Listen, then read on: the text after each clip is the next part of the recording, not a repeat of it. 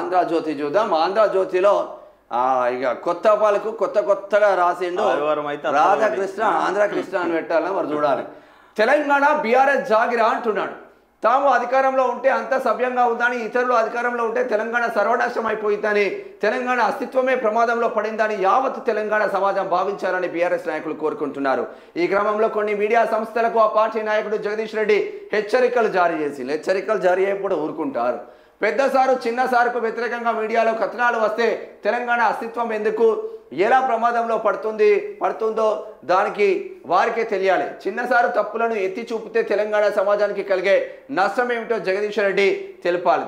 ఇప్పుడు చిన్నసారు కేటీఆర్కు ఆయన తప్పు చేస్తే ఎత్తి చూపని తప్పు లేదు, కానీ సిట్టోడే మానేసి వంశగాడికి వచ్చి చెప్పినట్టు, లేదంటే ఈయన డైరెక్ట్ కాల్ రికార్డ్ ఆమెకు పంపించినట్టు, ఆ హీరోయిన్కి నువ్వు రాకపోతే నిన్ను ఏం చేస్తా అన్నట్టు గివానా నువ్వే తమ్నెల్స్ పెట్టి ఇష్టం ఉన్నట్టు చేస్తూ ఉంటే మళ్ళీ కొత్త పలుకుకు రాధాకృష్ణ లాగా ఆంధ్రకృష్ణ అని రాస్తున్నావు నువ్వు. ఇప్పుడు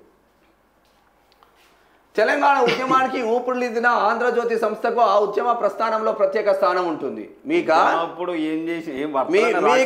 స్థానం ఉంటుందా? మీకు ఆంధ్రజ్యోతి కావచ్చు, ఈనాడు కావచ్చు, ఎవడన్నా సాక్షి పత్రిక కావచ్చు, ఎవడన్నా తెలంగాణ ఉద్యమానికి సపోర్ట్ చేసిన గాడిద కొడుకులు ఉన్నారా ఆంధ్రలో? ఎవరన్నా ఎవడన్నా ఉన్నాడా?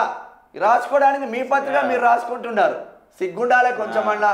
ఎన్ని కుట్రలు చేసిందా మీరు? తెలంగాణ రాకపోతే ఇక్కడ రిజైన్ చేయడంతో అక్కడ మొత్తం కృత్రిమ ఉద్యమం లేపలే. తెలంగాణ నికాసైన ఉద్యమం, కృత్రిమ ఉద్యమం లేపి ఛానల్లోని హైప్ తీసుకురాలే మీరు? ఆంధ్రలో అందరూ చదవడానికే సిగ్గు అనిపిస్తుంది. గీడ రాసింది తాము బలహీన పడినప్పుడు అన్నట సీఎం చంద్రబాబుని భూతంగా మనం చిత్రీకరిస్తారట. మంచిగానే ఉన్నది మీ కథ.